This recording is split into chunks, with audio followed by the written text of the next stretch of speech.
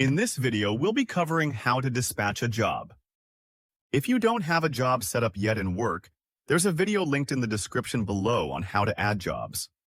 And please note that if you're just getting set up in Work, we'd be happy to assist with importing your existing jobs for you.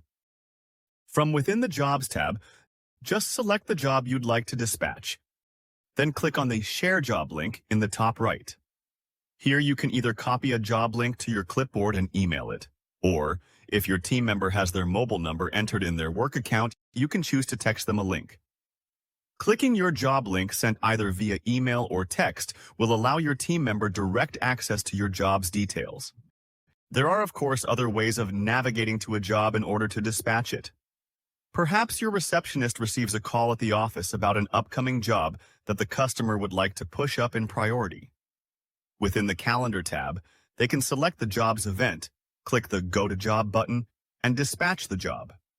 Or maybe your coordinator was looking at the dashboard map and noticed an upcoming job in an area that the service team is already close to. They can click on that job on the map and dispatch it to your techs in the field with ease. Regardless of how your team navigates to a job in Work, once there they'll always find the Share Job link in the upper right. And that's all the information you'll need to know to dispatch your jobs.